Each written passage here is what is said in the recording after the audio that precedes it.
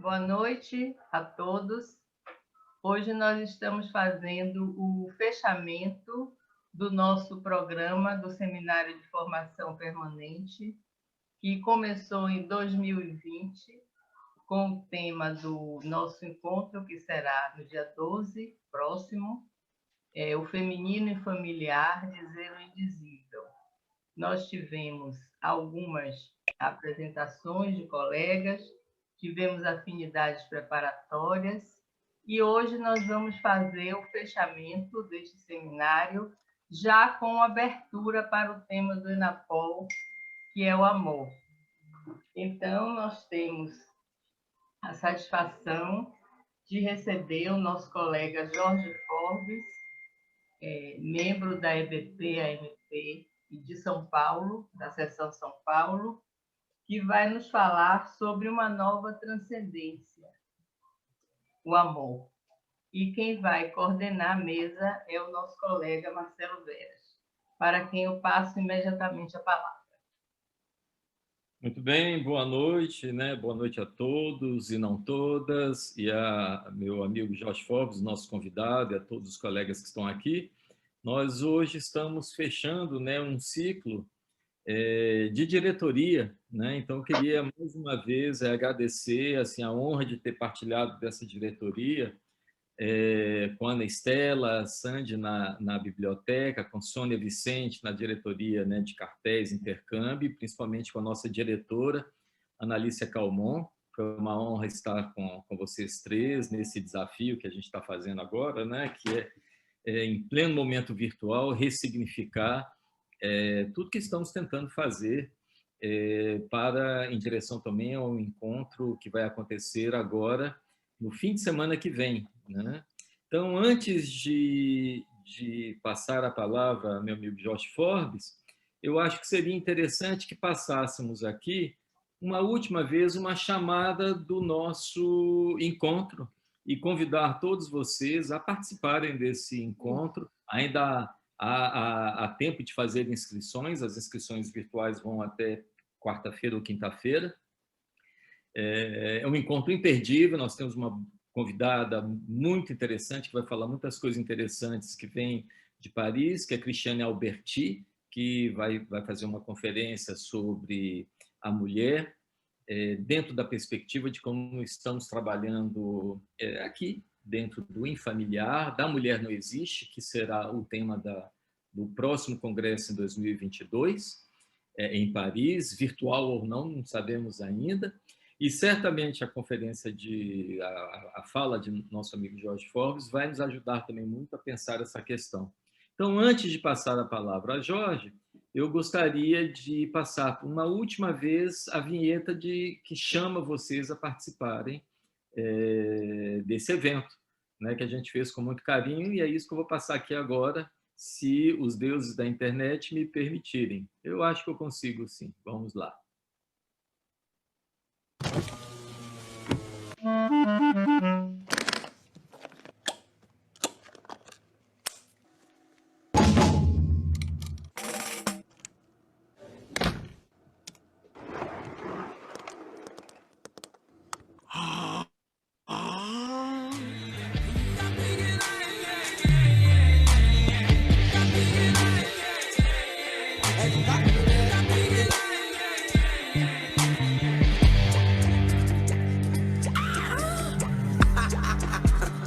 Original Kodoro, Antique No Base, Baiana System.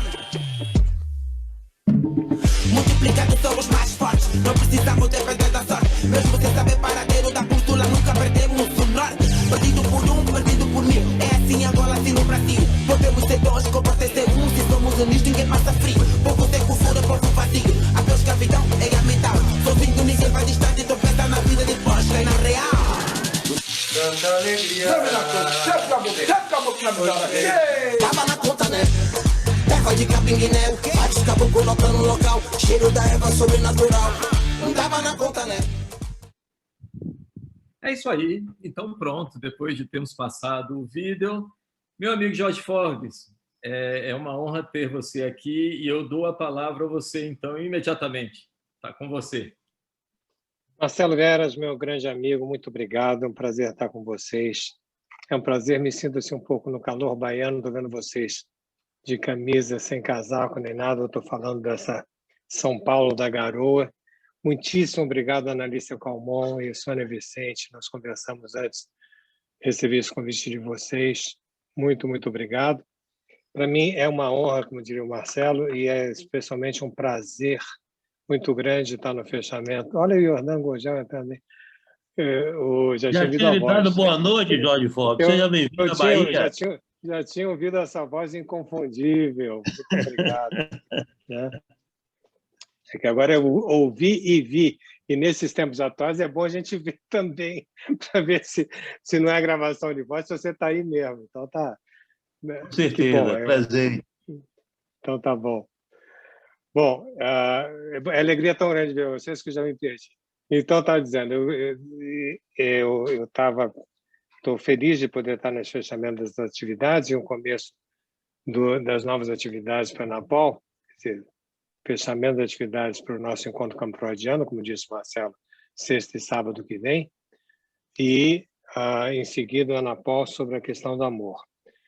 Eu me sinto em casa, me sinto entre vocês, está longe de mim a ideia de fazer uma conferência, está muito mais uma ideia de fazer uma conversa e dividir com vocês algumas pesquisas que eu tenho feito que culminam com a questão do amor como uma nova transcendência, de onde o título que eu propus para Ana Alicia e para a Sônia, né, uma nova transcendência, o amor. Eu espero deixar isso claro e o porquê que me interessou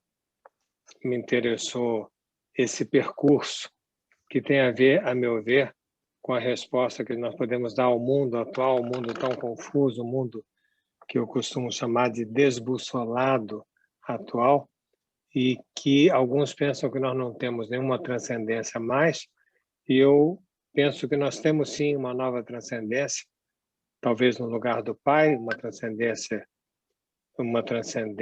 diferente da anterior, mais uma nova transcendência, e eu chegarei a esse ponto. Eu quero dizer para aqueles que estão nos vendo, porque tenho vários colegas a quem eu estou me dirigindo, e tem pessoas na internet, tem pessoas no YouTube que podem também estar nos acompanhando. Eu vou pedir desculpas a alguma dessas pessoas se eu falar hoje de uma maneira, às vezes, um pouco mais conceitual, usando alguns conceitos. Eu detesto não ser claro, eu tenho uma doença da clareza, mas se isso ocorrer, vocês me desculpem, mas dado o âmbito de eu estou me sentindo uma conversa pequena entre colegas analistas. Quer falar alguma coisa, Fábio? Tem algum microfone aberto? Deixei já. Tá bom. Eu dizia, então, eu me sinto num tom de uma conversa íntima com os colegas que eu gostaria de ter essa conversa. Mesmo assim, passo de um primeiro ponto crucial para chegar nessa questão de por que eu acho que tem uma nova transcendência, por que existe uma nova orientação no gênero humano, uma nova ética no gênero humano, uma nova clínica, que é a segunda clínica de Lacan, onde esses três elementos que eu acabei de falar, do meu ponto de vista, se superpõem. Eu partiria da seguinte frase, que possa nos... Desculpa, como diria Lacan, desculpa soletrar certas coisas elementares para a grande maioria que está aqui, mas é para a gente ter um elemento comum para ir gradativamente e buscando a complexidade e a maior abrangência pragmática desses conceitos. Então, começaria por uma frase que me ocorreu. Eu dei essa frase com uma aula da semana passada, e uma frase que eu gostei, do que eu queria dizer, que é o seguinte: ser humano não é ser natural. Ser humano não é ser natural. Por que eu gostei dessa frase? Porque é uma frase tem um certo enigma, ser humano não é ser natural, porque nós temos ao menos dois tipos de leitura dessa frase. Ser humano não é um ser natural, e ser humano não é ser natural no sentido de que as pessoas, quando querem uma verdade maior do companheiro, da companheira, quase sacodem o outro dizendo seja mais natural. achando que ser mais natural é ser mais primitivo, é ser mais choroso, é ser mais expansivo, ou é ser mais agressivo, como se houvesse uma busca importante da essência do outro, e como se nós quiséssemos pegar essa essência do outro, pedindo para que a pessoa fosse mais natural. Sobre esse ponto, eu me lembro de Lacan em direção ao tratamento do princípio do seu poder, tem uma passagem que eu vou falar de lembrança e um pouco mais do que está no texto, quando ele diz: cuidado, por senhores analistas, quando com aquele paciente, homem ou mulher, que se joga no chão do divã, dizendo o quanto está sofrendo por alguma interpretação, algum insight, não tomem isso naturalmente como se fosse uma verdade natural maior. Cuidado, porque ataque histérico também é assim. Quer dizer, houve uma ideia há um certo tempo de associar a verdade com o sofrimento ou com expressões afetivas importantes, como isso fosse natural. Eu quero insistir na não natureza do ser humano, na não essência do ser humano, para poder entender a questão do amor, que eu vou trabalhar um pouco mais tarde. Então, ser humano não é um ser natural, e ser humano não é ser natural. Trabalhei primeiro a questão de não ser natural, agora eu gostaria de trabalhar a questão de não é... Agora eu gostaria de trabalhar a questão da nossa falta de natureza, no sentido de natureza biológica. E faria uma comparação simples, dizendo que uma abelha sabe ser uma abelha, a taturana sabe ser uma taturana, um cavalo sabe ser um cavalo, a tartaruguinha da Praia do Forte, uma vez que estamos hoje na Bahia, ao nascer já sabe procurar o mar, já sabe o caminho do mar. E nós não temos, nós como seres humanos, não temos a menor ideia, de como é que a gente vai sobreviver. E se deixados à própria sorte, nós morremos em pouco tempo. Isso faz com que Sartre tenha resumido essa questão dizendo que no animal a essência precede a existência e no ser humano a existência precede a essência. A frase é simples, ela está em vários locais de Sartre, né? Eu repito, no animal a essência precede a existência e no homem a existência precede a essência. Tomemos uma abelha, por exemplo, que sabe abelhar, como o cavalo sabe cavalar, etc. Pensemos na casa da abelha. As abelhas que constroem colmeias, elas constroem colmeias perfeitas, elas constroem colmeias hexagonais há muitos milhares de anos, absolutamente perfeitas e absolutamente iguais. Eu acho que é notável nós pensarmos que em milhares de anos jamais surgiu uma abelha Niemeyer para fazer uma curva na casa nesse hexágono.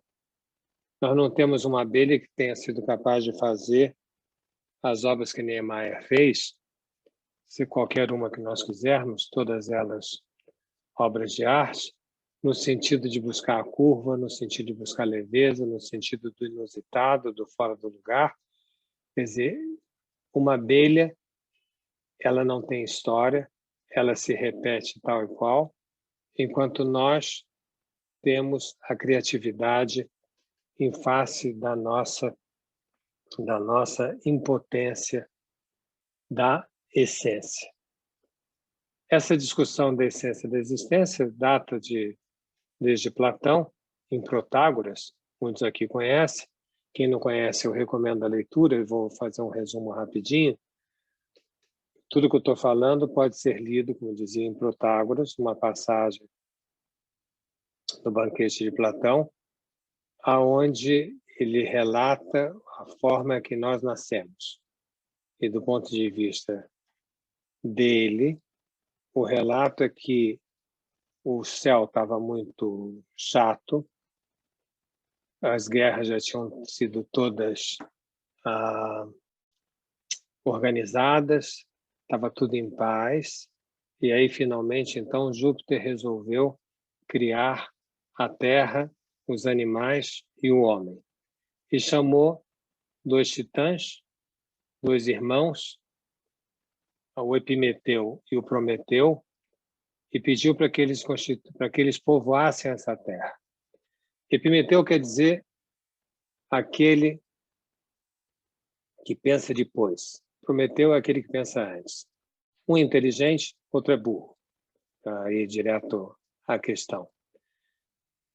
O Prometeu tinha a carga maior da responsabilidade maior, mas quando saíram da frente de Júpiter, Epimeteu, o irmão dele, que não tinha nunca nada para fazer, porque não dava para ele fazer nada, dado sua deficiência intelectual, Epimeteu pediu a Júpiter, ao irmão, ao Prometeu, que ele fizesse os animais para povoar a Terra.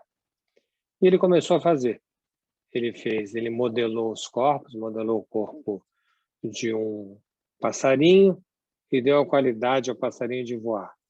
Modelou o corpo de um leão e deu a possibilidade desse leão ser muito forte. Modelou um hipopótamo, ele era lento, mas tinha uma carcaça.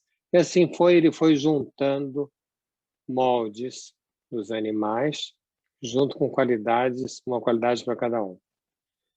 A um certo momento, passado o tempo da entrega desse trabalho, Prometeu vai visitar o irmão, o Epimeteu, e vai ver como é que está esse trabalho. E aí ele descobre, desesperado, que tinha sido modelizado o último animal, que era o homem, e que não tinha mais nenhuma qualidade a ser dada para esse homem. Que não haveria mais nenhuma essência a esse homem. Ele existe, mas ele não tem essência. E se ele existe e ele não tem essência, é um desespero, porque ele não tem a segurança das abelhas, não tem a segurança dos cavalos, dos pinguins, das tartarugas. É um desespero por um lado, mas por outro lado é o berço da nossa criatividade, onde eu tenho comparado a colmeia com o Niemeyer. Se nós criamos, se nós inventamos, é porque nós não temos a essência nossa é posterior à nossa existência. Esse seria meu ponto primeiro. São 5 pontos. Meu ponto segundo do que eu gostaria de mostrar para vocês, que eu tenho pesquisado, o ponto segundo é, uma vez que eu não tenho a essência, como é que eu me humanizo? Vamos ser rápidos nesse ponto, porque é matéria fundamental para qualquer um de nós. Eu me humanizo, por exemplo, para Lacan, eu me humanizo através do cobertor que nós recebemos ao nascer, que muito longe da discussão das cores desse cobertor, no nobre ministério do Brasil, se deve ser azul ou se deve ser rosa, nós recebemos um cobertor que é o cobertor da nossa família. Quando, não é o caso agora, mas poderia perguntar para Analícia por que ela se chama Analícia, se é um nome composto, se não é um nome composto, se veio de alguém, se não veio. Foi a mesma coisa com a Sônia, a mesma coisa com o Marcelo, a mesma coisa com o Jordan. E através de simples reportagem de como é que você se chama, como você se chama, a gente começa a abrir um longo leque das identificações que nos receberam em vida, né? Nosso maior cobertor é esse discurso familiar que nos acolheu, que Lacan trabalha na questão do espelho, e que fez com que um dia, imaginem, por exemplo, Analícia, aos seus 2 anos de idade, mais ou menos, virando para sua mãe e dizendo: mamãe, Analícia quer água. Eu não sei nem se a Analícia, aos 2 anos, conseguia falar Analícia. Eu tenho dúvida, mas se eu conseguisse, falaria: Ana Lúcia, Mamãe, a Analícia quer água. E a mãe responde para a Analícia, achando que ela já está grandinha.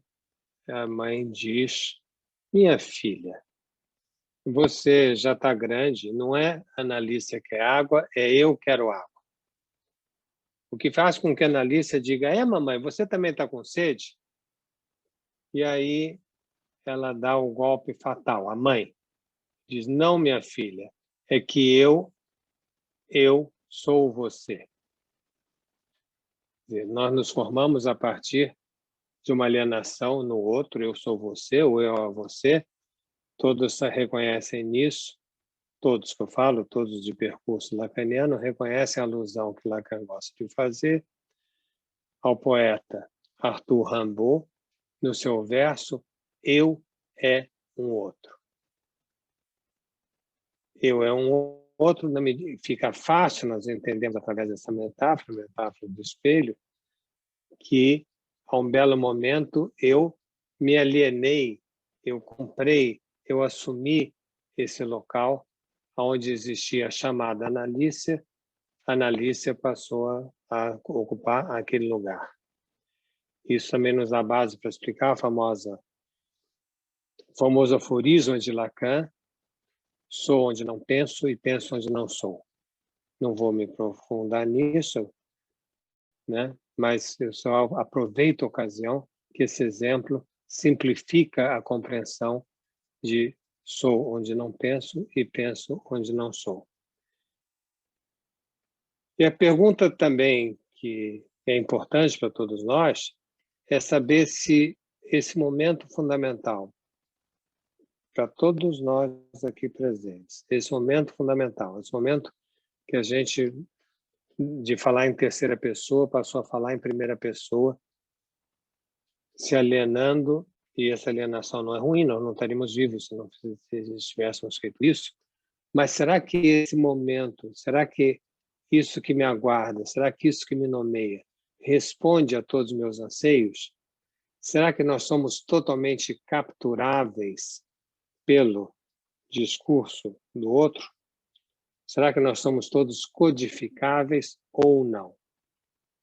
Ora, se fôssemos, não estaríamos aqui discutindo, porque não teríamos mais o que perguntar, nós estaríamos todos comatados, todos bem resolvidos, todos fechados no universo próprio, igual aos animais. A gente não teria mais dúvida nem mal-estar na cultura. A resposta é que isso que nos recebe é fundamental, mas não nos completa. Existe sempre alguma coisa que não tem nome nem nunca terá, que faz com que eu queira algo mais, que me dê conta de um furo, que me dê conta de uma falta, e o furo e a falta são a base do desejo. Ninguém deseja se tiver absolutamente satisfeito. É por causa da insatisfação que eu desejo, por causa de alguma coisa que me falta, que eu desejo. Freud resolve isso de uma maneira genial. Freud resolve isso o quê? A nossa distância entre eu e o mundo. Por melhor herança que a Analícia tenha tido, que a Sônia tenha tido, que o Marcelo Jordan, que eu tenha tido, né? Sempre alguma coisa falta, representado em nosso cancioneiro, como já citei há minutos, que não tem nome nem nunca terá. Também acho que é muito importante, como referência, o verso de Drummond, que vou lembrar para vocês já. Mas primeiro eu gostaria de fazer o cenário. Imaginemos, então, que nessa incompletude que nós ficamos, todos nós, essa incompletude faz com que a gente olhe o mundo e diga desesperadamente que eu queria ser natural. Porque ser natural não tem dúvida, ser natural tem certezas. Abelha, enfim, já amplamente citados animais. Mas eu sempre imagino que Drummond devia estar olhando o mundo quando ele diz desesperadamente que mesmo que ele mudasse o nome dele, de Carlos para Raimundo, tudo o que ele conseguiria seria uma rima, não uma solução. E ele se explica por que não seria uma solução, dizendo mundo, mundo, vasto mundo, mais vasto é meu coração. Se ele fosse analista, diria mundo, mundo, vasto mundo, mais vasto é o meu desejo. Muito bem. Isso faz com que eu lembre que Freud talvez tenha sido, entre outras genialidades dele, foi construir um software para unir, no caso do ao mundo, nós ao mundo, um software que funcionou por 100 anos, chamado Complexo de Édipo. O Complexo de Édipo é uma forma de acessibilidade ao mundo, um processo de estruturação psíquica, de humanização, absolutamente genial, tomando um elemento vertical de identificação e de transcendência, o pai, frente ao qual eu posso negociar. Se eu negocio com ele, eu sou neurótico. Se eu não o encontro, eu sou psicótico. E se eu recuso, eu sou perverso. É magistral. E é tão magistral que isso entrou na cultura que as pessoas dizem hoje em dia, para de ser neurótico, esse político perverso, essa loucura desse psicótico. Isso entrou na linguagem social, né? E todo mundo sabe falar Édipe, sabe fazer classificações edípicas. Bom, o que eu quero chamar a atenção do Complexo de Édipo é que o Complexo de Édipo é uma estrutura vertical. Ele é da época da hierarquia do simbólico. É de Jacques Lamillère, o comentário, que é uma passagem, Lacan, da primeira clínica, a clínica da interpretação, a clínica do significante, a clínica do sujeito suposto saber, a clínica da revelação, que é o nome que cada um de nós preferir utilizar para o que quiser pensar ou demonstrar, né? Essa primeira clínica é da hierarquia do simbólico sobre o imaginário real. Nós temos uma passagem para a segunda clínica. A segunda clínica é a hierarquia do real sobre o simbólico e imaginário. Então, eu só queria utilizar esses dois botõezinhos. A primazia do simbólico e a primazia do real. Sendo que no Complexo de Édipo, eu entendo como a primazia do simbólico e no local desse padrão, no local dessa orientação, o lugar do pai, como já falei, com quem nós negociamos de 3 maneiras diversas, dando as 3 figuras psicopatológicas da primeira clínica: psicose, perversão e neurose. Aí, eu gostaria de pensar, e tenho pensado, eu tenho trabalhado há uns 20 anos a questão da mudança da pós-modernidade e sua consequência sobre a subjetividade humana. Então, me parece, ao menos para mim, é o meu ponto fundamental que eu quero propor para vocês, é que a grande mudança que houve no mundo e que toca diretamente a psicanálise foi passar de um mundo pai-orientado, de um mundo vertical, como se fosse um triângulo, né? Um triângulo, uma base extensa, onde todos nós almejávamos o seu cume,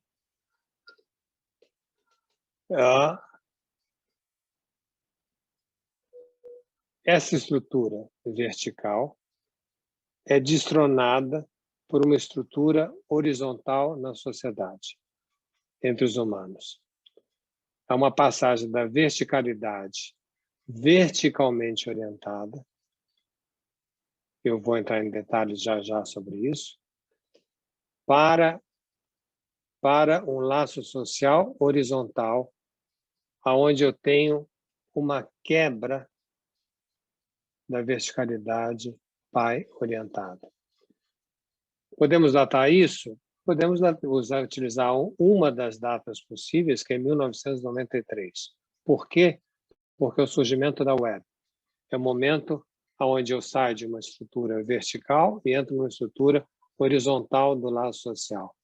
Essa estrutura horizontal do laço social não é que ela não tenha padrão, é que ela tem tantos padrões, que a pessoa se sente desnorteada ou, como já me referi agora há pouco, desbussolada.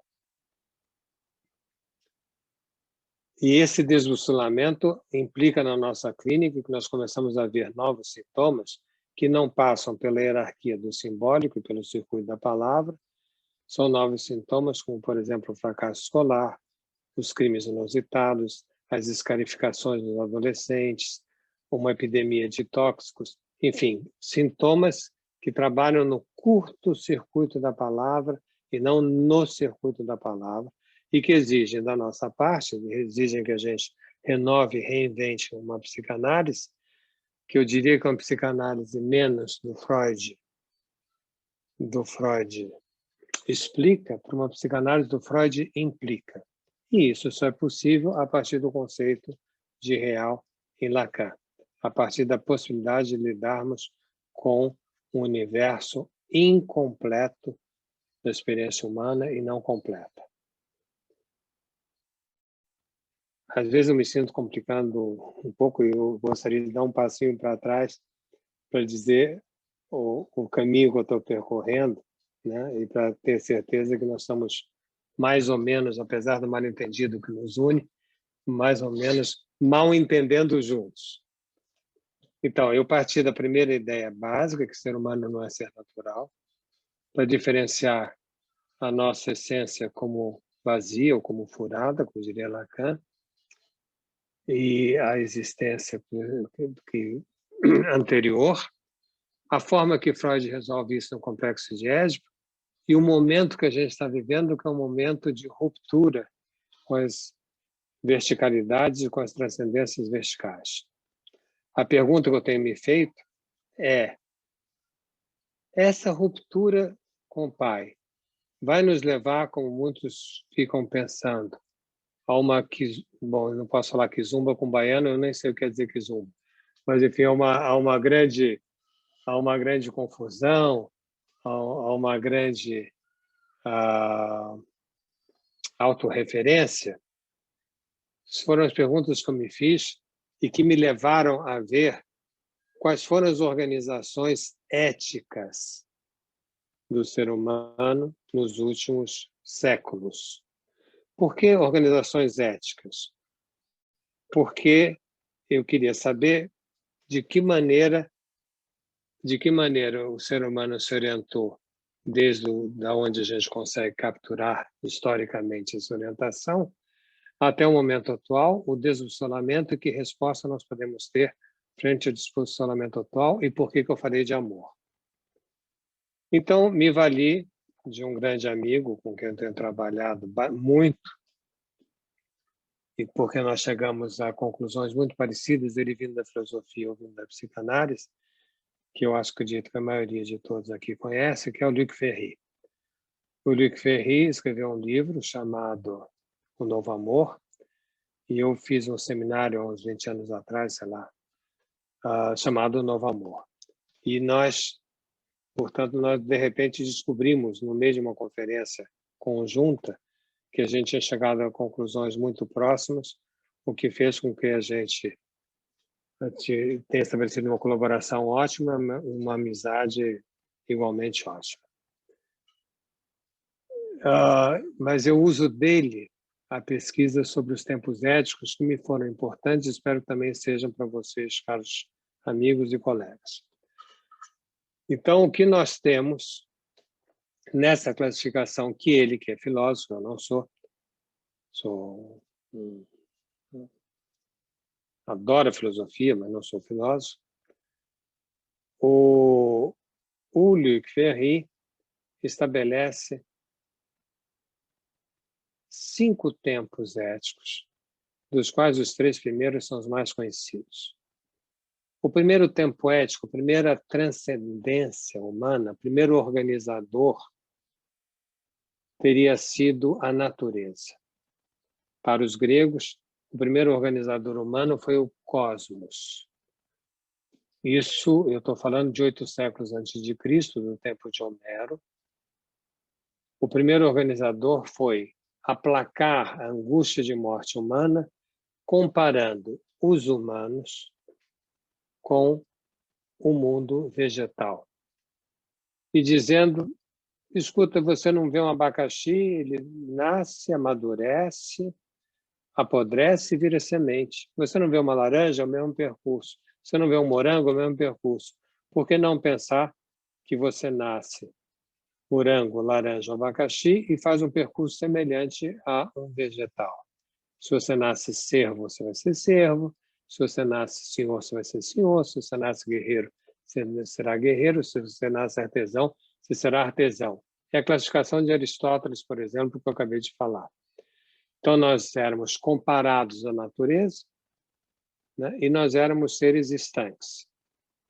Uma vez, tipo Flamengo. Uma vez Flamengo, sempre Flamengo. Uma vez morango, sempre morango.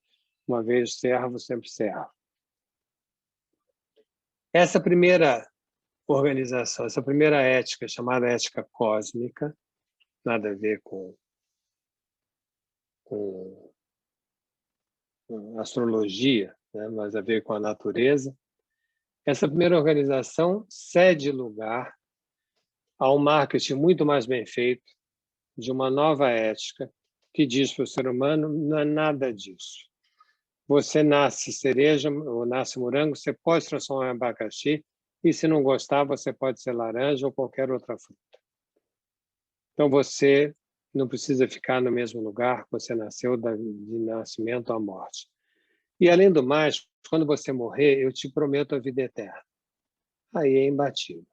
Se sobre a terra você pode ser o que você quiser, e depois da terra você terá uma vida eterna, onde daqui é só um elemento de passagem, isso normalmente se data a partir de 3 séculos depois de Cristo, Constantino, né? Nós tínhamos falado 8 séculos antes de Cristo. De 8 séculos antes de Cristo a 3 séculos depois de Cristo, eu tenho a ética cósmica, que é substituída com Constantino, aquele que criou aquilo que nos nossos estojos escolares estava escrito, hei de vencer, sob esse signo vencerei, inox signo vinces, que é o que supostamente Constantino, no meio de uma batalha, ao olhar uma cruz no céu, entende em se transformar no primeiro imperador católico, né? E aí começa essa nova ética, a ética dos deuses, a ética da religião, que é mais longa em termos de duração, que vai de 3 séculos depois, 8 séculos antes de Cristo a 3 séculos depois de Cristo é a cósmica, 3 séculos depois de Cristo até o século XVIII, até os iluministas. Então é a mais longa, são 15 séculos de domínio da ética religiosa. A ética religiosa cede, por sua vez, lugar à ética da razão. Isso normalmente se data como em 1755, mas como eu datei agora há pouco a web, né? Também se data com o terremoto de Lisboa, 1 e 2 de novembro de 1755, aonde Lisboa, no mesmo dia, tem maremoto, terremoto, fogueiras, incêndios, enfim, Lisboa é destruída, que faz com que alguns filósofos, os filósofos que hoje em dia nós chamamos de iluministas, tenham se revoltado contra aquele Deus e que Kant escreva o seu manifesto, que muitos conhecem, cuja primeira frase é tenha a ousadia de saber. Em resumo, aonde existia a natureza, aonde existia Deus, agora eu ponho o saber. E começa uma nova época do qual a psicanálise é diretamente herdeira, sendo que nossa primeira clínica tem a ver exatamente com esse saber, trazer luz através do saber. Se vocês pegarem a contracapa, a famosa 4ª capa dos escritos de Lacan, quase todos nós de percurso lacaniano sabemos de cor o que Lacan se refere, dizendo que leiam, o leitor encontrará nessas páginas algo dentro da tradição iluminista, da lógica da clareza, etc. Primeiro parágrafo da 4ª capa dos escritos, repito. Então, nós temos três períodos de longa duração, se formos utilizar a classificação de Podelli, Fernando Podelli, né? O primeiro período cósmico, o segundo período religioso, o terceiro período da razão. Primeira observação, isso quer dizer que não existe mais nenhuma referência à ética cósmica, à ética religiosa? Não, isso não quer dizer. Um exemplo, a meu ver, que é claro, é que essas versões éticas convivem, e quando a gente diz que uma surge a partir da outra, é que o mundo caminha dando mais importância a essa do que aquela, mas não faz as anteriores desaparecerem. Exemplo, se você vai à praia, a praia que mais me marca nesse sentido são as praias do Rio, porque se você vai a Ipanema, vai a Leblon, tem sempre alguém, a Sônia há de se lembrar, carioca que ela é, que sempre alguém passando vendendo sanduíche natural. Eu me fascino com a ideia do sanduíche natural. Você está na praia 3 horas, você está com fome, você não quer ir para um barzinho, você não quer sair, você está lá, passa um camarada, no calor de 40 graus, vendendo sanduíche natural. E você se engana dizendo, se é natural, é bom. E você se esquece que coronavírus também é natural, que as bactérias são naturais, que os vermes são naturais, que a lombriga é natural, que tudo isso é igualmente natural. Então, quando você dá a primeira mordida no sanduíche, escolhido na ética natural, que a natureza é sua irmã, é sua parceira, e você dá a primeira mordida, você fala, ai meu Deus do céu, espero que isso não me faça mal. Nesse ai meu Deus, você já saiu da ética cósmica, entrou na ética religiosa, pedindo para que Deus te ajude contra as bactérias, que você se dá conta que aquele sanduíche, pior que o sanduíche natural, só é o espetinho de camarão. Espetinho de camarão, camarada que vai na praia e come espetinho de camarão, realmente tá de mal com Deus, porque nem Deus consegue ajudar frente àquele espetinho. Então você pede o sanduíche natural, pede perdão a Deus ou ajuda a Deus, e se nada funcionar, você vai para onde? Você vai para o hospital. Então, você tem as três éticas num simples sanduíche natural. A escolha é natural, a esperança é religiosa e a razão é curativa. Aí você vai para o hospital, o duro é encontrar um hospital para sanar mordida em sanduíche natural na praia hoje em dia. Isso para dizer, então, que essas éticas elas não desaparecem, mas nós estamos fazendo um estudo para saber, e hoje como é que isso fica. Então, são 3 tempos éticos que até agora eu falei, e insisto, esses 3 tempos éticos são 3 tempos verticais. É como, eu não tenho slide aqui, poderia ter preparado, mas quebraria a nossa intimidade coloquial. Eu vou fazer um desenho, então, natureza, Deus e razão. Se eu pudesse ter um slide, eu faria uma coisa assim, poria os homens aqui, eles são desagregados pela própria natureza, porque a essência neles é vazia, então a experiência precede a essência, e eu posso ter um apelo a uma transcendência que organize, no primeiro momento natural, no segundo momento os deuses, no terceiro momento a razão. Eu insisto na verticalidade dessas 3 éticas. Aí surge um 4º período, eu disse que eram 5 períodos, 3 períodos muito bem classificados, que eu acabei de classificar, e 2 não tão bem classificados. Existe um 4º período que é a demolição dos 3 anteriores. Por que demolição? Porque essas 3 éticas, a natureza, o Deus e a razão, tamponam o quê? A nossa falta de essência. Elas tapam o buraco da nossa falta de essência, são tapas-buracos. E como tapa-buracos que são falsos. Por quê? Porque a verdade é o furo, e não o tampamento, e não a solidificação. Ora, né, sendo assim, o senhor Nietzsche, nos anos 70, 1870, Nietzsche é um pouco mais velho que Freud, lembro que Freud nasceu em 56, Nietzsche em 40 e poucos, 1840 e pouco, 1856. Na parte da sua obra, a partir de 1870, por aí, ele demole esses três pilares que falsearam a essência vazia do homem. Eu usei a palavra demole, né?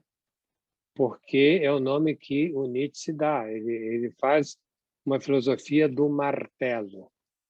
Ele filosofa com o martelo na mão, quebrando os pilares onde se sustentava o cósmico, a religião e a razão. Ele quebra esses pilares.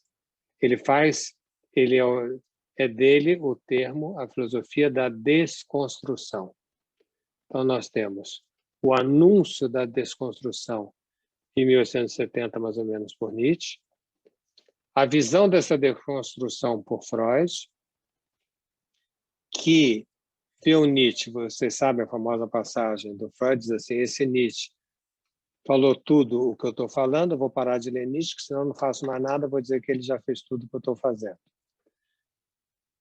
E, do meu ponto de vista, Lacan é mais radicalmente nietzschiano, entre aspas, é mais radicalmente desconstrutivo, no sentido que o conceito de real é dele, Lacan, não de Freud, e o real é mais radical em relação a essa quebra de essência dada pelo Nietzsche em relação às três éticas anteriores. Então, esse seria o quarto momento. Aí, nós teríamos duas saídas. E aqui eu começo a terminar minha sugestão de reflexão junto com vocês. Aí nós chegamos aos tempos atuais. As verticalidades foram rebaixadas, houve uma desconfiança sobre as três éticas anteriores, nós nos sentimos completamente perdidos, nós nos sentimos desbussolados naquilo que eu chamo de Terra 2. Terra 2 é um mundo completamente diferente do mundo anterior, vertical, Terra 1. Terra 1 é um mundo vertical, é um mundo organizado, é um mundo padronizado, é um mundo rígido, é um mundo disciplinar, é um mundo edípico. Enquanto Terra 2 é flexível, Terra 2 é criativo, Terra 2 é responsável em vez de ser disciplinar, Terra 2 é flexível, Terra 2 é multi-orientado. Então, as características subjetivas que funcionavam no mundo não funcionam da mesma forma no outro mundo. Os sintomas também mudam. Tudo que eu estou falando, eu poderia falar em termos de primeira clínica e segunda clínica. Mas como eu quero falar da transcendência, eu escolhi este caminho para falar hoje, propor essa discussão com vocês. Então, volto a Nietzsche. O Luc Ferry faz uma proposta muito provocativa, quer dizer que Nietzsche ao dizer que Nietzsche acabou sendo o patrocinador da psicologia positiva. É profundamente provocativo. Já puseram Nietzsche como patrocinador do nazismo, agora colocar Nietzsche como patrocinador da psicologia positiva.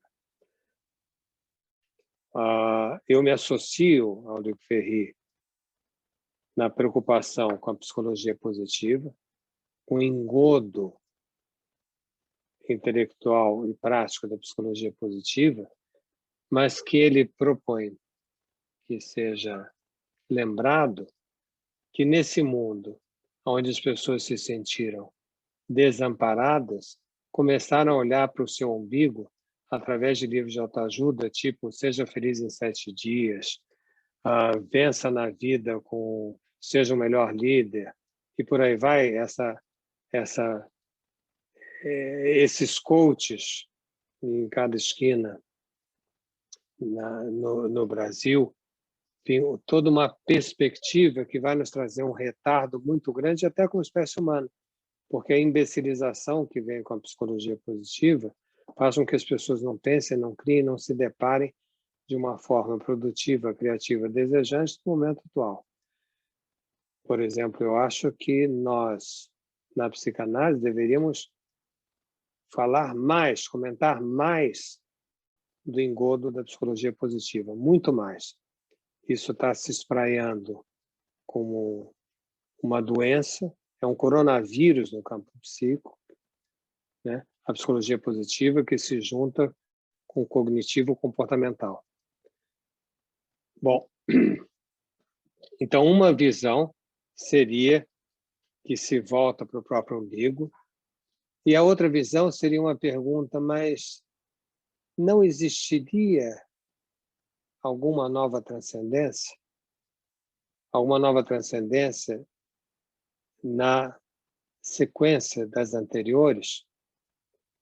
E a resposta, do meu ponto de vista, é sim, do ponto de vista do Ferri, também é sim. Existe uma nova transcendência e ela é humana. Eu digo que ela é humana porque a primeira transcendência não é humana, é cósmica, natureza. A segunda também não é humana. A primeira transcendência humana é o saber, então o iluminismo é o primeiro humanismo. A meu ver, nós estamos indo para um segundo humanismo, uma transcendência humana, humana quer dizer laica, não espiritual, uma transcendência humana, laica, né, que vem na sequência das anteriores. Qual seria? Claro, a resposta eu já dei, o amor, mas como saber disso? A forma mais clara que eu tenho para dizer isso é que a gente se pergunte, muitos aqui de nós têm mais de 50 anos de idade, é que a gente se pergunte ou fique atônito que no espaço de uma geração, de nós para nossos filhos, as razões que nós tínhamos para pôr em risco a nossa vida não são mais as mesmas.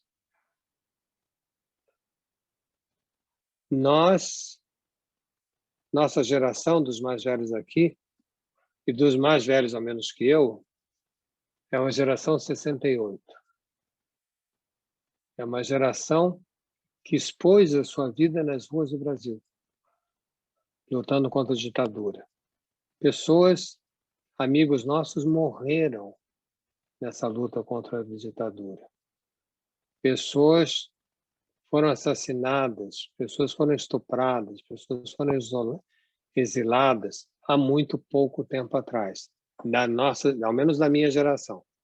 E tem algumas pessoas aqui da minha geração. Né?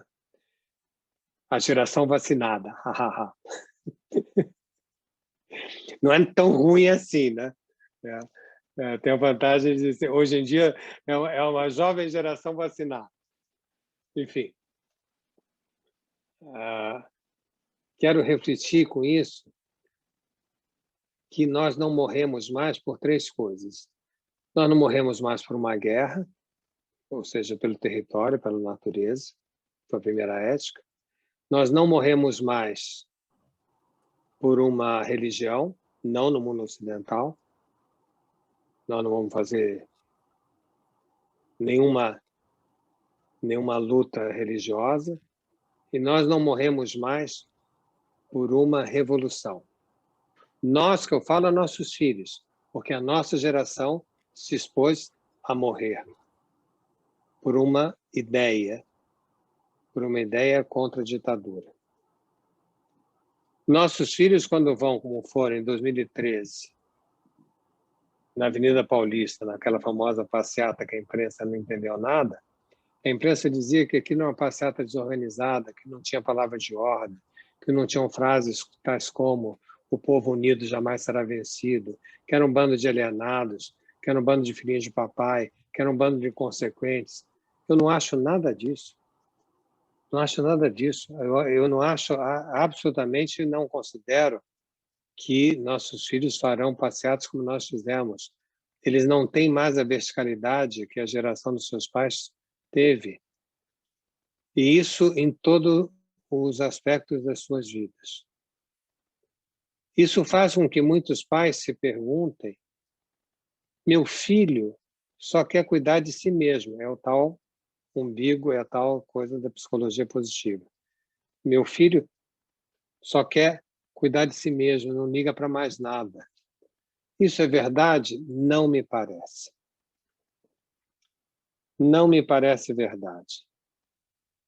Eu acho que nós vamos encontrar a resposta na esfera de um novo tipo de amor que liga as pessoas e que não é um amor compreensivo.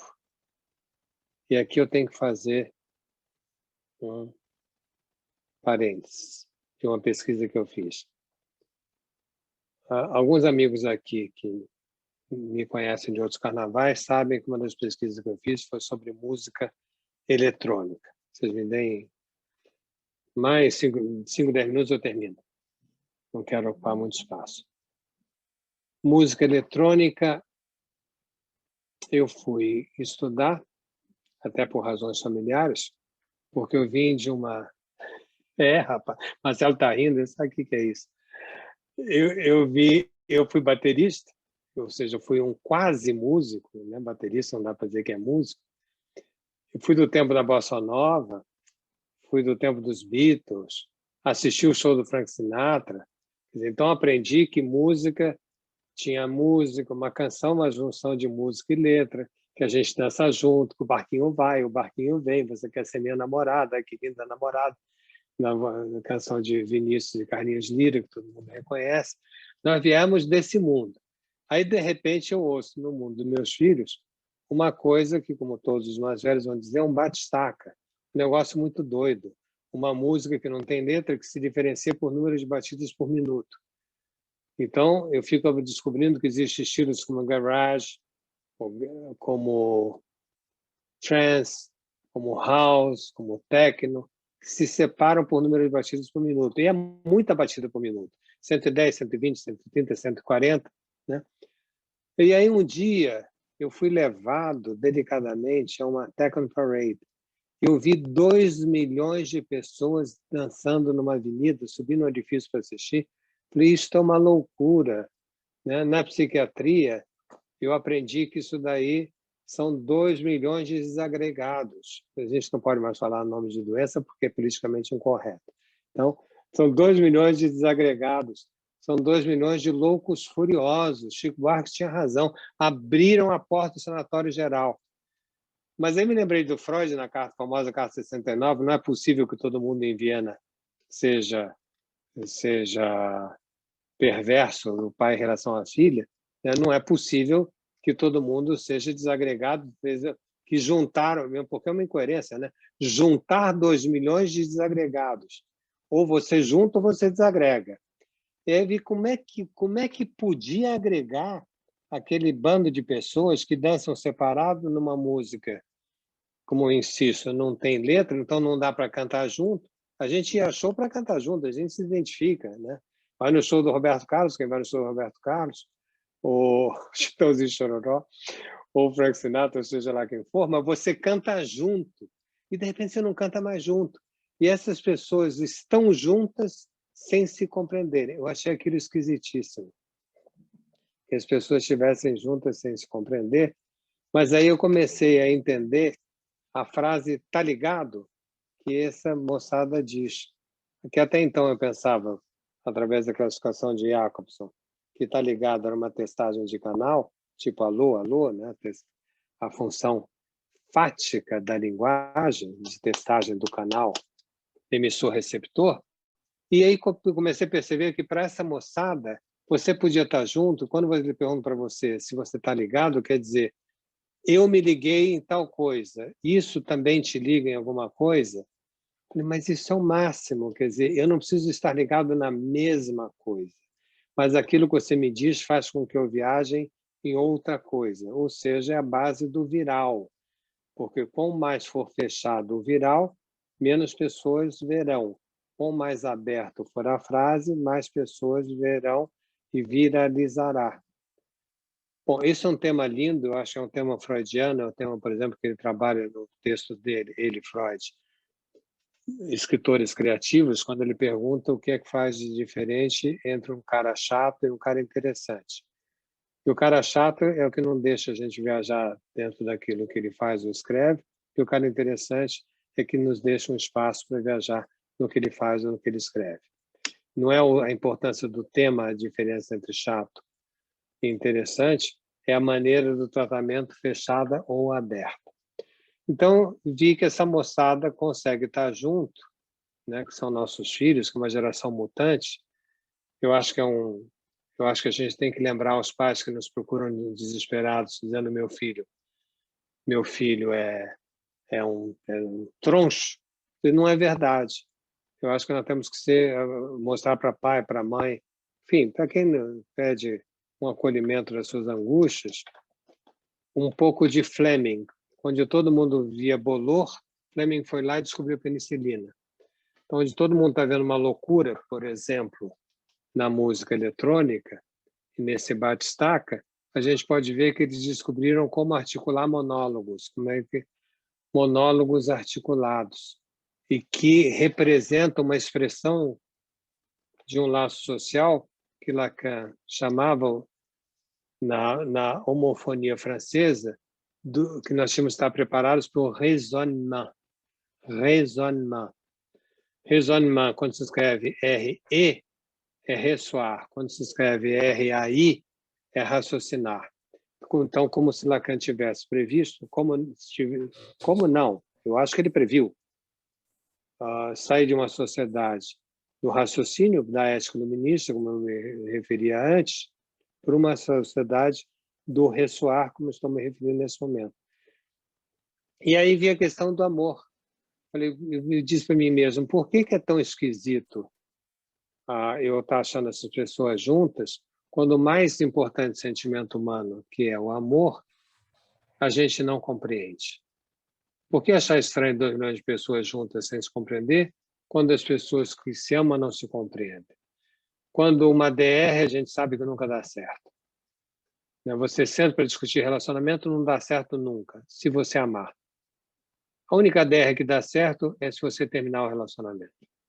Você sempre sabe por que você não gosta de alguém. Você nunca sabe por que você gosta de alguém. É impossível fazer a declaração de amor perfeita. Se houvesse declaração de amor perfeita, nós não teríamos livros e livros e livros de poesia. Existem livros de poesia porque todo eu te amo é desconfiado pelo outro. Ama mesmo? Mas aí eu vi, voltando às transcendências e encerrando, comecei a pensar que não é verdade que nossos filhos, que nós mesmos,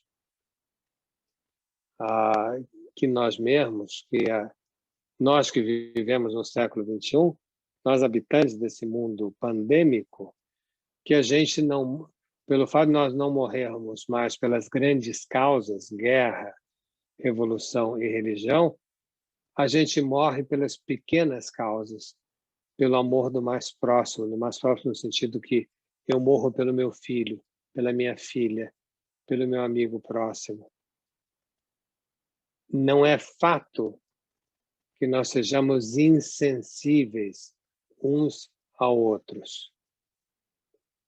E eu acho que é absolutamente convincente que nós estamos num novo tipo de amor, que é um amor que não se explica. E se é um novo tipo de amor, é porque exatamente o anterior se explicava. O anterior era intermediado. Eu estou com você porque eu prometi para o seu pai, eu estou com você por causa dos nossos filhos, eu estou com você por causa da herança, eu estou com você porque eu sou religioso, eu prometi na igreja. Era as 2 pessoas do casal e mais ou padre, ou advogado, ou uma história. Era algo sempre que o que unia essas 2 pessoas era uma intermediação. Isso eu chamaria o amor anterior. E o amor atual, o amor imediato, o amor sem intermediação.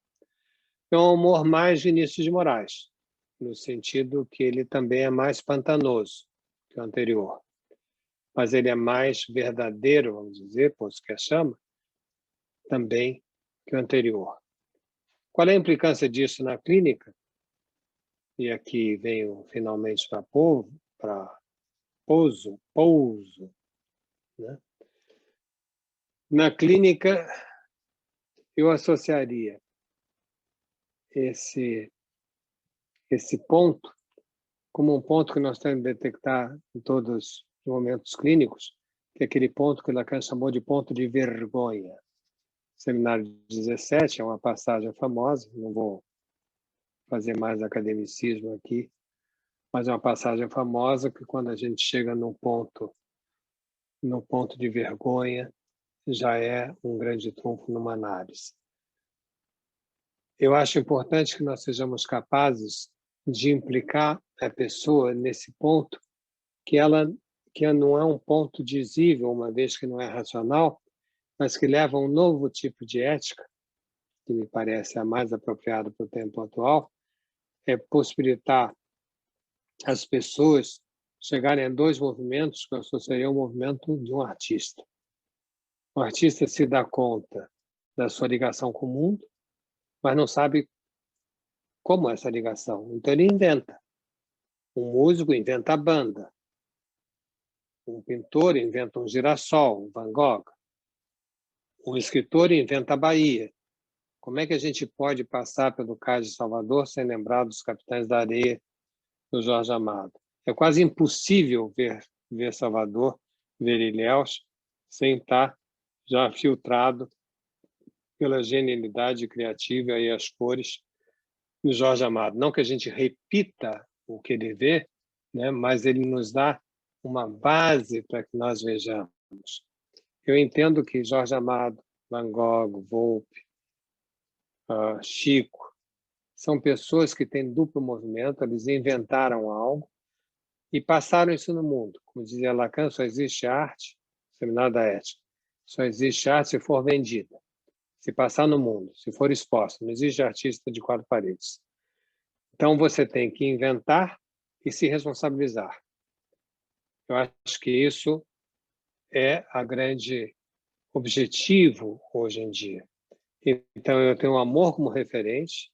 Sobre esse amor, eu tenho que inventar uma resposta, me responsabilizar. É a mesma ética do artista sem o mesmo talento. A psicanálise, a meu ver, pode exigir a mesma ética, mas não o mesmo talento. Nós não podemos criar os nossos divãs, Chico Buarque, Jorge Amados, antes fora, né? Mas se houver o talento, vai ficar mais interessante e mais liberto. E acho que essa possibilidade de você ter uma nova transcendência que é horizontal, não vertical, como todas as anteriores. Mas é uma transcendência no sentido que nos dá um limite. Toda transcendência opera um limite. Ela proíbe que a gente fique totalmente perdido. Eu acho muito importante lembrar desse aspecto. Toda transcendência marca um limite. Então, não é verdade que o mundo atual, a gente precisa voltar para o mundo anterior, onde nós tínhamos limites e orientações corretas, né? Mas eu diria que toda transcendência marca um limite. A transcendência atual, para mim, seria essa transcendência de um novo tipo de amor e que leva as pessoas a terem uma posição de ressoar naquilo que um dia Jacques Alain utilizou no seu curso. É uma referência de um italiano. Eu perguntei para ele de quem era, eu me esqueci, até hoje eu não sei de quem é essa referência. Mas Jacques Alain defendia a ideia no curso dele que uma análise produz um sujeito pronto a todas as circunstâncias. Uma análise produz um sujeito pronto a todas as circunstâncias. Insisto, perguntei para Jacques Alain Millet de quem é essa frase, é de um italiano que ele esqueceu o nome. Eu também não fiquei perguntando todo dia. Mas, enfim, é o homem pronto a todas as circunstâncias. O homem pronto a todas as circunstâncias não quer dizer que ele que ele faça qualquer coisa, mas quer dizer que essa pessoa encontra uma forma outra de se orientar que não seja pela verticalidade edípica, que não seja pelo superego. No lugar de uma orientação sadomasoquista, do qual nós temos que ajudar as pessoas a se libertarem em frente a superegos tirânicos, e que ficam piores ainda quando o mundo fica desbussolado, nós temos a possibilidade de dar uma nova, que a pessoa se encontre num novo tipo de orientação. A gente pode falar de identificação aos sintomas, mas eu estou evitando lacanesismos consagrados, né? Mas que a gente possa ajudar nas nossas análises a pessoa chegar a esse ponto de ser uma pessoa pronta a todas as circunstâncias, que só chegará se aguentar o ressoar acima do raciocinar. Porque circunstâncias funcionam por ressoar, não pela razão racional. Enfim, essas eram algumas ideias que eu costurei para discutir com vocês. Eu queria parar por aí, já falei mais do que eu gostaria e que eu deveria. Rapaz, muito obrigado, Jorge. Nossa, você fez assim um panorama tão amplo. Não esperava menos disso de você, não. Eu sabia que seria isso. E eu tenho muitas notas, né? Olha que eu preparei assim um pedaço e eu tenho que sair catando até guardanapo aqui, porque eu estou na minha cozinha para continuar escrevendo algumas coisas que eu achava que valeria a pena ter falado. Então, assim, poderíamos ficar aqui num grande bate-papo, que você traz coisas muito, muito interessantes, né? Não esperava diferente. Então, eu tenho que fazer aquele trabalho difícil de selecionar algumas para poder suscitar, né, o nosso debate, que me inquietaram também, eu acho que é bacana. A primeira coisa que eu já discuto há algum tempo, assisti o programa, que era um programa de uma qualidade, né, excelente, o Terra 2, e aí o primeiro ponto que eu te colocaria seria o que seria o retorno delirante e feroz de Terra 1. Né? Estamos no momento de Terra 2, eu percebi algo que antes não tinha me ficado muito claro, eu nunca tinha percebido tão claro como o 2 do Terra 2 se assimila ao segundo Lacan. Assim, me pareceu agora que está muito mais claro, assim, eu não tinha entendido tanto, e é claro, o Terra 2 ou Terra segunda, isso achei que foi muito, muito interessante, né?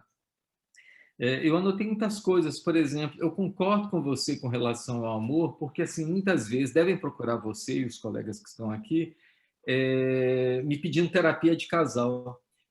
E assim, eu sempre respondo, olha, eu faço terapia de casal, mas se for para separar, eu nunca soube juntar ninguém. Separar eu consigo. Vocês querem separar? Venham para cá que eu separo. Eu não consigo, porque eu acho assim, se dois não conseguem estar juntos, quanto mais botando um terceiro na história. Eu nunca fui muito bom para fazer esse negócio, né? Não consigo. E assim, eu vi que você trouxe pontos assim, eu fui anotando alguns muito interessantes. Primeiro, eu queria te agradecer a homenagem que você faz às abelhas, que elas estão acabando. Então, o saber das abelhas vão para o espaço daqui a pouco. Então, é interessante que você tenha trazido essa pergunta, que para mim ela é fundamental, né? Se o saber das abelhas é um saber, que é uma questão que eu tenho mesmo, assim, o saber das abelhas é um saber no real, um real que tenha um saber, né? Pensando um pouco no Lacan da ciência-verdade, né? Ou se esse saber é uma arquitetura. Por isso que eu gostei muito de você usar Niemeyer. Né? O que da arquitetura é estrutura e o que da arquitetura é arte. Porque, para mim, quando estamos no terreno da arte, aí sim nós estamos no terreno de uma transcendência, porque eu não consigo imaginar arte sem transcendência. Né? E me parece que é um mundo que, ao mesmo tempo, ele só vai encontrar o ar que falta nos respiradores das UTIs atualmente pela arte. Que falta onde, Marcelo? Desculpa. o ar que falta nos respiradores das UTIs atualmente. Para mim, me parece que só vamos encontrar essa transcendência que falta no ar exatamente na arte, né? Numa capacidade que a gente vai ter de... E que não se trata tanto... Eu acho que esse é o ponto que é mais interessante, é a questão da sublimação. Me parece que você traz aqui algo que é uma arte para além da sublimação, né? Um outro modo de pensar a arte, que faz talvez uma diferença completa do modo como Freud pensa a arte e o modo como Lacan pensava a arte, né? Gerard Wachmann, ele dizia assim que Freud ele era um teórico da arte da elevação, então ele pensava no sublime, e que Lacan era um teórico da arte do baixo, né? Da castração, da arte que você... eu sei que você gosta muito de arte, você nos falou tanto para a gente fazer um certo rastreamento dos artistas atuais que impactuam no mundo, Anish Kapoor, por exemplo, mesmo o Koons, que é muito interessante o modo como ele ri, ele faz uma derrisão, talvez um riso sobre o mercado consumista. Eu acho que isso é muito interessante. Também eu fui vendo várias referências. Eu vi a sua Jolie, a sua simpática referência a Kripke em Analícia, né? Na hora que você fala da lógica dos nomes próprios e dos designadores rígidos, e que Analícia vai ser Analícia em qualquer dos mundos possíveis. Mesmo que ela não se chame Analícia vai ser Analícia nesses mundos, né? Eu acho que isso é algo que vale a pena a gente deixar aqui, né? Tem um ponto que eu acho que foi um dos pontos que eu mais gostei, e assim... Deixa até a cozinha pegar mais um papel, peraí. Não, mas tem um ponto... Vai pegar na cozinha. Calma, Marcelo, eu estou adorando, eu estou brincando, Marcelo, estou brincando, você disse que ia indo buscar papel na cozinha, eu estou com o papel aqui do lado. Estou adorando, pelo amor de Deus, não se interrompa, tudo bem. Olha eu na ética religiosa, tá vendo? Pelo amor de Deus. Não, mas aí vamos entrar na ética religiosa. Como eu gostei muito, assim, porque para mim Luc Ferry é a pessoa que no século XX ele traz assim em seu bojo um aparente crise do dever e com ela assim um fim dos fundamentos das normas morais, né, do universo religioso ou mesmo dos ideais revolucionários. Isso que eu acho que é interessante, né? Ou seja, a reflexão ética, para mim, ela ganha assim, novos contornos e o que vemos acontecer, por exemplo, no pensamento de Ferry é que caracteriza a ética como fundamento da vida humana, pois ela se encarrega exatamente dessa questão da salvação, né? Do sentido da vida do homem. Isso eu acho que Ferry faz muito bem, né? Ou seja, um humanismo em que as visões meio assim, sei lá, tradicionais do mundo, concepções religiosas, né? Da ética foram um pouco para o espaço, né? Não estão muito mais aí, né? É um homem moderno que se vê assim diante de uma indagação meio assim, o que me é permitido esperar, né? Eu acho que isso Ferry traz muito claro, né? Assim, a gente não podemos hesitar muito assim retirar esse Deus revelado mais como fundamento da nossa resposta. Não é daí que isso vai vir mais, né? Assim, é muito mais talvez essa secularização da ética que poderemos reconhecer assim um pouco como os valores transcendentais fundamentam, né, os princípios morais pensados, né, como algo assim puramente humano e que mesmo assim possui um caráter absoluto e universal, né? Então nesse sentido, para mim, assim, eu estava pensando que a liberdade desse homem associada a essa capacidade reflexiva, né, que permite ao indivíduo encontrar assim um pouco dentro de si assim que se apresentam como superiores à sua subjetividade, né? Assim, um homem que descobre, sei lá, um pouco a consciência, né, que há valores que transcendem e que parecem valer demais, assim, não sei. Eu acho assim que esse foi o ponto que mais me interessou, assim, desse modo como você pensa a questão da transcendência, no momento em que há um verdadeiro fracasso, inoperância, né, do sentido religioso que a gente tinha né, em toda essa época judaico-cristã, o modo como a gente pensava um pouco disso, né? Por exemplo, como é que a gente vai pensar a humanização do desejo para além do ético? Essa seria uma pergunta que eu te faria. será que toda humanização do desejo, como a gente pensava lendo Lacan, ela está atrelada ao ético, ou será que a gente pode pensar em algo que vai mais além do ético, mas que humanize o desejo? Né? Isso eu acho que é um ponto que, para mim, é muito importante. Eu tenho mais minimamente 10 questões, mas nós só teríamos mais 10 minutos de debate. Eu acho isso uma maldade. Marcelo Manier, 10, 15, né, Sônia, analista? Quanto tempo mais nós poderíamos ter? Sônia, você está sem som. Está sem som, Sônia. Isso, vamos andar um pouquinho, 10, 15, né? 20, vamos ver. Tá bom, então vamos lá. E talvez Manielli tenha alguma pergunta vinda do pessoal, né, aí lá do YouTube. Então, deixo com você, Jorge, lá para essas provocações que eu te fiz inicialmente. Bom, Marcelo, então eu estou até gaguejando, porque eu anotei 9 considerações e tenho 10 minutos. Eu vou gastar menos, Eu vou até pôr um relógio aqui na minha frente, obsessivamente, um relógio digital, para gastar ao menos uns 5 ou 6 minutos para te responder na ordem que você colocou essas reflexões. Você vai me permitir usar um estilo mais telegráfico. Tem alguma coisa fazendo aí? Alguma coisa aí fez plim, mas a gente está te ouvindo bem. Pode ir. Tá. Então, no estilo um pouco mais telegráfico. Adorei sua leitura, adorei os pontos que você levantou, no encadeamento que você pôs. Que bom poder conversar dessa maneira. Isso no primeiro aperçu, um comentário sobre o seu comentário do ponto de vista geral.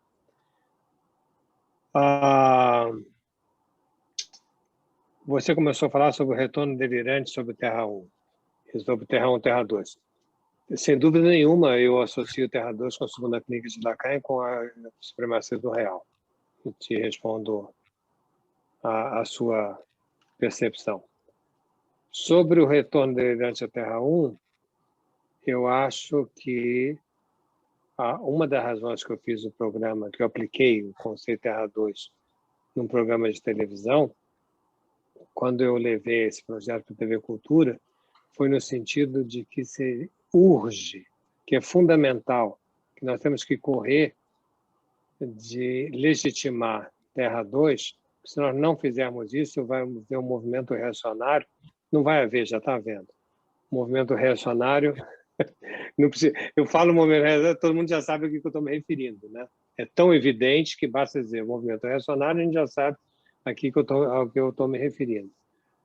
Então, se nós não legitimarmos, o que eu chamo de legitimar? Tudo que eu falei sobre música eletrônica, por exemplo, é uma forma de ver música eletrônica de uma maneira muito diferente da maneira como a mesinha habitual diz assim, esse negócio de batistaca. Não, não é isso.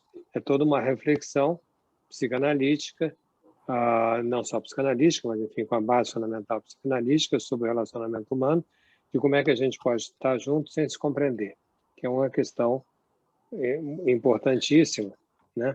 Mas que apavora as pessoas, e acho que se nós não legitimarmos Terra 2, vamos ter uma infestação de retornos delirantes à Terra 1, como o Marcelo bem lembrou. Segundo aspecto, sobre terapia de casal. Você falou que teve um insight dizendo que realmente só consigo fazer terapia de casal de quem se separa. Eu concordo plenamente, né? Quer dizer, se o cara precisa de uma terapia para ficar junto, então não fique, né? Vai ver que é homenagem à Troia disfarçado. Mas isso, eu concordo, a gente só consegue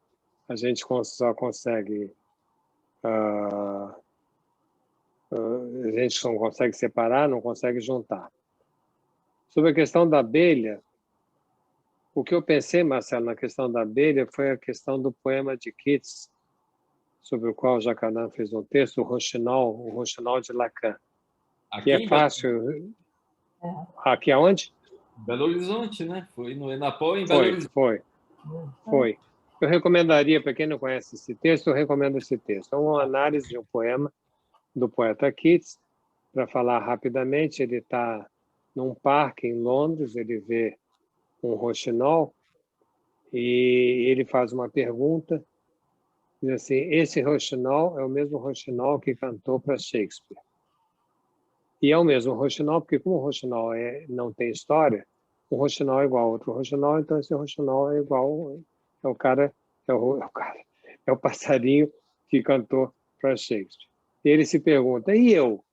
Né? Eu, humano neste banco aqui de Londres, eu também sou, então nesse caso eu sou Shakespeare, o roxinol está lá, ele cantou para Shakespeare, de onde, né? Eu então serei Shakespeare. E a triste notícia que ele se dá é que o roxinol é o mesmo, mas ele não é Shakespeare, ele é o Keats.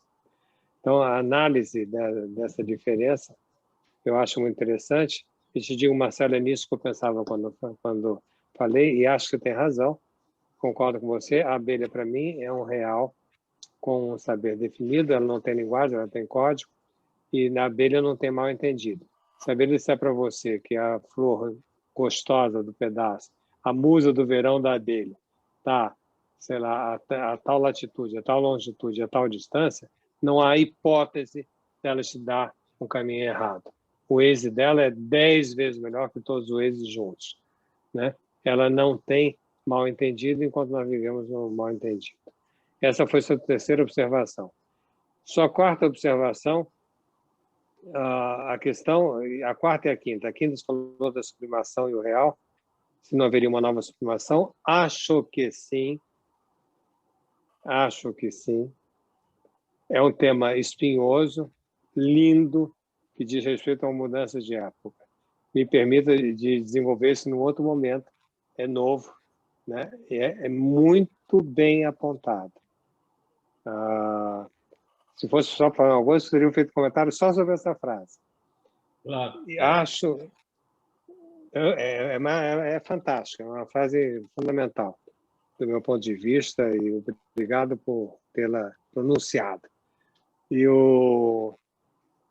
agora, Jeff Koons, Anish Kapoor, Richard Serra, eu olho as obras dele, como Lacan dizia que não existia metalinguagem, quer dizer, o fato está ali. Eu não veria algo fora dali. Quando Anish Kapoor, vocês usaram na divulgação do nosso encontro, o Anish Kapoor, é um impacto tão fundamental da arte contemporânea, porque ela, a meu ver, ela corporifica o real. Eu gosto muito de uma frase de Hegel, que dizia que a arte é a expressão sensível do conceito de uma época. Se alguém estiver anotando, tem que verificar no Hegel. Mas... Oi? Está no livro 4 de Hegel? Deve ser, não? Não sei. Se você achar, eu adoraria. Porque eu não sei onde é que está. É o livro 4. Mas eu adoro essa frase. Eu acho que é de uma sensibilidade incrível. A arte é a expressão sensível de um conceito de época. Eu acho que não há quem melhor expresse o real do que o Anish Kapoor, do que o Jeff Koons, do que o Richard Serra, etc. Me alongaria por demasia, se fosse por aí.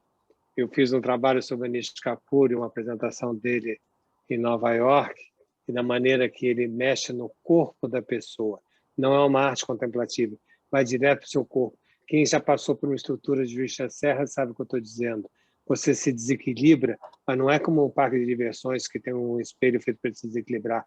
Você se desequilibra pela coisificação imediata que te abarca. Bom, para o comentário, porque senão vou longe. Sobre Saul Kripke, e o nome próprio, né? E Analícia. E Analícia, né? Quer dizer, realmente o nome próprio é aquele que existe em todos os mundos possíveis, que junta com a minha última fala, do homem pronto a todas as circunstâncias. O final de análise também é alguém conseguir chegar ao seu nome próprio. Isso é Lacan, hein, gente? Não é uma pequena ideiazinha que é chegar ao nome próprio, porque esse nome próprio existiria em todos os mundos possíveis, e ele se vale de um linguista Kripke, Se escreve Kripke. Saul Kripke, está em português o livro dele. Quer dizer, um dos livros. Tem em português esse livro? Ah, que bom. Tem. Perspectiva, Era da Perspectiva. Se não me engano, era da Perspectiva. Eu tenho um texto chamado A Lógica dos Nomes Próprios, um texto antigo. A bibliografia está toda lá, para quem tiver paciência, está no meu site, que tem meu nome. Curiosamente, meu site tem meu nome, jorgeforbes.com.br. Se puser lá A Lógica do Nome Próprio, chega nessa bibliografia. Ótimo. Eu não vou ter tempo, Marcelo, de desenvolver sobre os valores atuais e de que maneira, se o desejo vai sair do humano. Eu não acho, Marcelo. Mas isso tem que ficar para um outro bate-papo. Se vocês me convidarem outra vez na sessão Bahia, eu virei com o maior prazer, como estou tendo prazer hoje. Eu teria que discutir, eu tomaria discussão, Marcelo, por um autor que você conhece, que é o Malcolm Gladwell, especialmente no seu livro Tipping Point, o ponto de mudança, o ponto de virada, onde ele estuda a humanização, uma vez que você falou do desejo do humano, em Nova York. O que eu acho mais fascinante é que em 1977, Nova York... Desculpa falar tão rápido, gente, é porque o Marcelo fez 9 ponderações, eu estou na 8ª. Mas o chefe de polícia de Nova York, Brampton, recebeu o encargo de tirar a violência de Nova York com 4 proibições. Ele não poderia ter uma arma a mais, um soldado a mais, uma delegacia a mais e um carro a mais. São as 4 coisas que qualquer chefe de polícia pede: soldado, carro, delegacia e arma. Ele topou a parada. Ele começou a fazer, influenciado por um texto de scholars, de universitários americanos de Chicago, que é a questão da janela quebrada. Ele começou a mandar pintar os vagões do subway todas as noites. E os pichadores pichavam novamente, ele mandava pintar, e os pichadores mandavam pintar os pichadores, até que houve um ponto de virada. Deve ter aí também, né? Exatamente. Exatamente. Tá bom. Então, onde você chega num ponto de virada, que você cria um viral, e as pessoas de Nova York não começaram a se confrontar com a violência, começaram a ridicularizar a violência. Marcelo, eu acho que ele tem um caminho lindo para ser feito, que eu articularia também com a chegada do Papa no Rio de Janeiro, que quando ele se perde, você se lembra que o carro do Papa foi parar no estacionamento da igreja e não na igreja. E é o caminho do Papa. Né? Mas o mais fantástico, eu estava assistindo aquilo, estava chovendo, o cara estava de janela aberta, nenhuma pessoa em volta chegou perto do carro para tirar uma casquinha, pegar um pedaço da batina, pegar um pedaço da bengala, nada disso. Né? Seria vergonhoso qualquer pessoa ultrapassar aquela parede imaginária, longa, circular, que se formou em torno ao Papa. Então, Marcelo, isso para dizer que eu não sou nada pessimista em relação a isso, não acho absolutamente que o desejo abandonou a humanidade, acho que nós temos aqui atiçar esse desejo dessa humanidade que anda buscando soluções numa política catastrófica, numa política, seja política social, seja política da violência, catástrofes, quando nós já temos elementos, como a gente está discutindo na noite de hoje, que podem muito bem ajudar os governos, as pessoas, a sociedade, as escolas, e, evidentemente, nossos analisados. Finalmente, bom, é a mesma coisa, você falou sobre o desejo, eu já falei, eu acho que me tocou tanto a sua pergunta, que eu já precipitei, mas eu não acho também que a gente se esqueça da humanidade, Marcelo, porque eu preciso do outro para saber de mim. É necessário, nós vamos ter esse final de semana, você abriu, termina então pela sua lembrança do final de semana que vem, sobre qual é a mesma nova tradução do estranho? Sobrinho familiar? Familiar. Sobrinho familiar. Quer dizer, eu preciso do outro para poder tocar o infamiliar em mim. porque senão eu entro na ilusão de que tudo me é familiar. A diferença, quer dizer, a singularidade, eu diria que a singularidade se exercita na diferença. E para a diferença eu preciso do contato com o outro. Muito obrigado, meu amigo Jorge Forbes.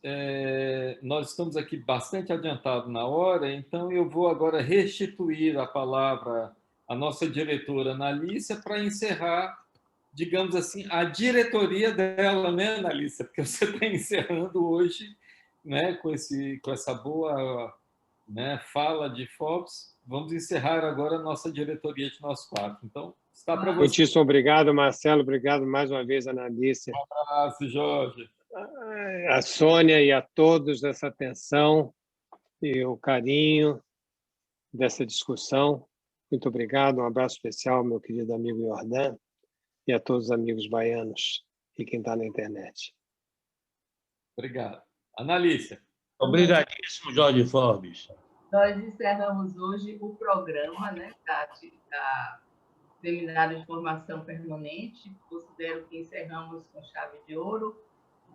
Porém, a diretoria, a passagem vai ser no dia 24, na nossa Assembleia Local, para depois homologar lá no Rio. Mas já é vamos dizer assim, uma finalização desse programa que foi coordenado por Sônia Vicente. Nós construímos em conjunto e eu fiquei sentida porque não sei se deu tempo das perguntas do YouTube, mas eu acho que elas estão aí, podem ser depois encaminhadas.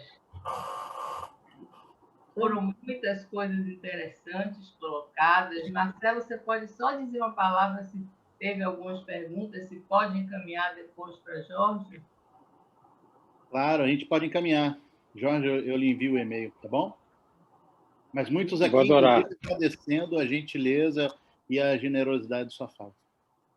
Opa, obrigado, abraço a todos. Eu queria agradecer, Jorge, obrigado, foi ótimo, né? Tanto é que estamos adiantados da hora, foi muito interessante, a gente agradece a você, como disse a Analícia, essa finalização. Obrigado, parabéns pelo trabalho de vocês. Amor é sempre bom, não é, Jorge? Oi? Terminar com amor é sempre muito bom, né? Muito bom, realmente bom, tocante. Obrigado. Então, tá. Boa noite. Mais uma vez, obrigado. Tá. Boa noite.